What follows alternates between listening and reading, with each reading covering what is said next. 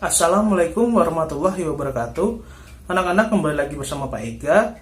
Hari ini kita akan melanjutkan pembelajaran tema kita, yaitu tema 4I, subtema 3, pembelajaran 4, 5, dan 6. Silahkan kalian perhatikan video berikut ini.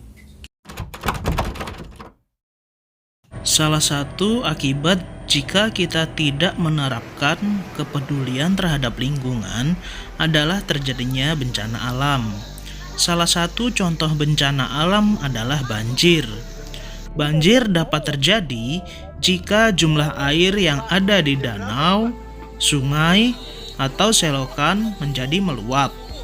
Air tersebut akan memenuhi jalan dan masuk ke pemukiman warga. Beberapa contoh penyebab terjadinya banjir adalah 1. Penebangan hutan secara liar. Jika hutan terus-terusan ditebang, maka jumlah pohon akan semakin berkurang. Jika jumlah pohon berkurang, otomatis tanah tidak akan mudah untuk menyerap air karena tidak ada yang membantunya. 2. Aliran air tidak lancar. Aliran air yang tidak lancar akan mengakibatkan air sulit untuk mengalir sehingga menjadi mudah untuk membentuk kubangan. Apabila terjadi hujan besar, maka kubangan tersebut akan menjadi banjir. 3. Bendungan yang jebol. Apabila bendungan sudah memiliki usia yang tua, maka bendungan tersebut harus segera direnovasi agar bendungannya tidak menjadi jebol dan mengakibatkan banjir. 4. Tanah yang sudah tidak dapat menyerap air. Apabila tanah sudah berganti menjadi aspal dan beton, maka air akan sangat sulit untuk diserap oleh tanah dan bisa mengakibatkan banjir apabila terjadi curah hujan yang sangat tinggi. 5. Membuang sampah sembarangan. Perilaku membuang sampah sembarangan bisa merugikan orang lain dan diri sendiri, terutama jika terjadi musim hujan dan mengakibatkan air tidak dapat mengalir karena tertutup oleh sampah. 6. Curah hujan yang tinggi.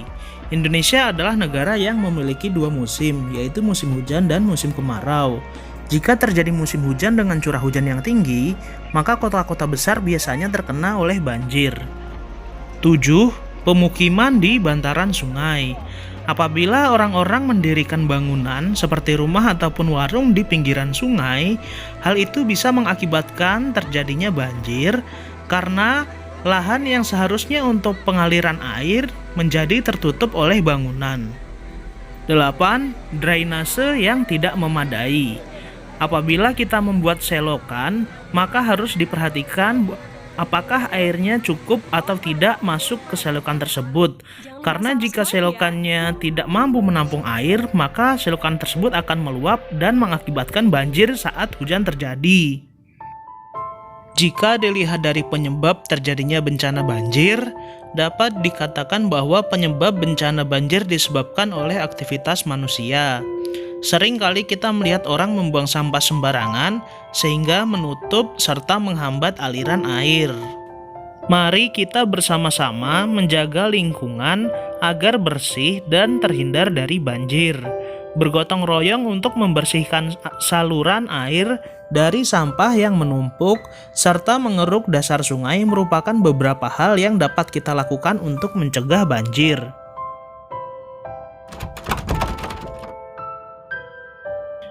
Coba kalian perhatikan peta Pulau Kalimantan dari tahun 1950 sampai tahun 2020. Sudah pasti Kalimantan mengalami banyak perubahan, terutama karena adanya deforestasi atau pengurangan jumlah hutan di Kalimantan. Pernahkah kalian mendengar istilah konservasi? Konservasi adalah kegiatan melestarikan hewan dan tumbuhan agar kelestariannya tetap terjaga. Pemerintah membuat peraturan, yakni Undang-Undang Nomor 5 Tahun 1990 dengan menetapkan beberapa hutan sebagai area konservasi untuk melindungi keberlangsungan hidup hewan dan tumbuhan. Dalam upayanya memenuhi kebutuhan hidup, Manusia melakukan kegiatan ekonomi dengan memanfaatkan sumber daya alam di sekelilingnya. Misalnya hutan. Hutan menyediakan begitu banyak sumber daya alam. Salah satunya adalah kayu. Tidak hanya kayu, hutan juga menyediakan tanah yang dapat dimanfaatkan oleh manusia.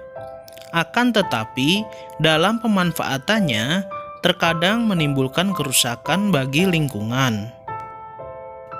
Hutan di Kalimantan yang merupakan salah satu paru-paru dunia, setiap tahunnya mengalami penurunan jumlah wilayahnya.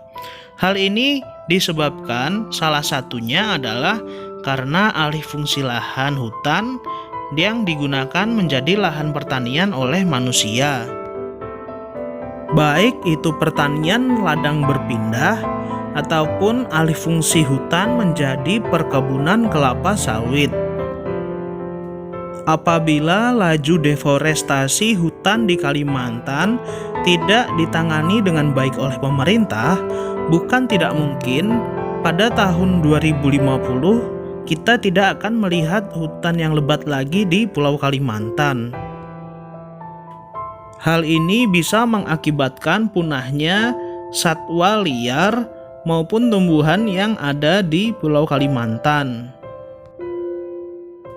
Oleh karena itu, kita serta pemerintah wajib untuk menjaga kelestarian hutan yang ada di Pulau Kalimantan agar habitat satwa-satwa dan tumbuhan-tumbuhannya tetap lestari.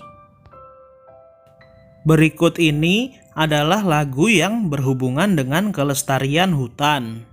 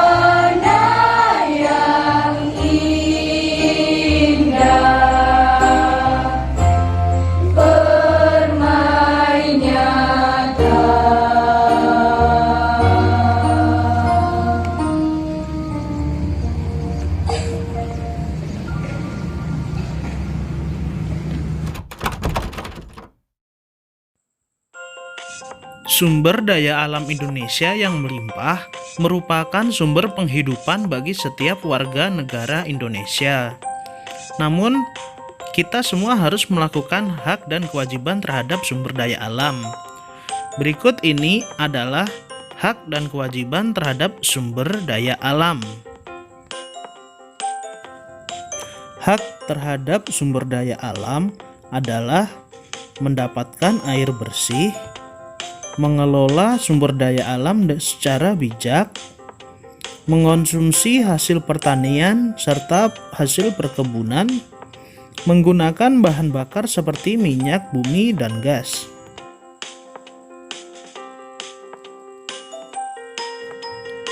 Kewajiban terhadap sumber daya alam adalah menghemat sumber daya alam, menggunakan energi alternatif, memanfaatkan teknologi hemat energi dan ramah lingkungan, dan melakukan reboisasi. Berikut ini merupakan contoh perilaku masyarakat dalam memanfaatkan sumber daya alam.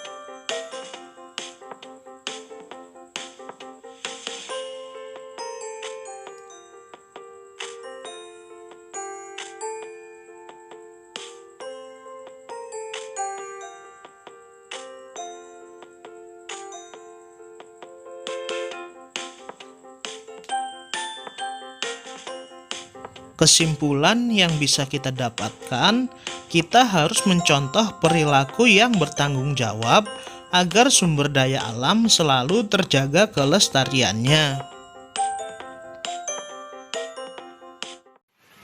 Berbagai macam kerusakan lingkungan disebabkan oleh ulah manusia yang tidak bertanggung jawab. Mereka tidak sadar bahwa tindakan mereka telah merugikan dirinya sendiri dan juga lingkungan sekitar. Salah satunya adalah masalah sampah. Jumlah sampah setiap hari semakin menumpuk. Walaupun kampanye untuk membuang sampah pada tempatnya telah dilakukan, namun hingga saat ini masih banyak warga masyarakat yang lalai. Masalah yang ditimbulkan karena jumlah sampah sangat banyak. Tumpukan-tumpukan sampah menimbulkan bau busuk yang mengganggu, terjadinya wabah penyakit, serta tersumbatnya saluran air. Sampah-sampah yang menumpuk di sungai juga dapat mengakibatkan bencana banjir yang dapat merusak keindahan lingkungan dan kenyamanan permukiman. Ketika terjadi bencana banjir, banyak orang yang dirugikan. Rumah-rumah rusak karena terendam banjir. Aktivitas masyarakat juga tidak dapat berjalan seperti biasa akibat banjir. Belum lagi, banyak penyakit yang ditimbulkan seperti demam berdarah dan pes. Sikap melalaikan kewajiban tidak hanya berakibat terhadap terganggunya lingkungan, akan tetapi dapat menjadi sumber bencana yang merugikan banyak orang. Hak orang lain untuk mendapatkan lingkungan yang bersih dan nyaman pun menjadi terganggu. Sekian materi yang bisa Bapak sampaikan. Kurang lebihnya mohon maaf. Wassalamualaikum warahmatullahi wabarakatuh.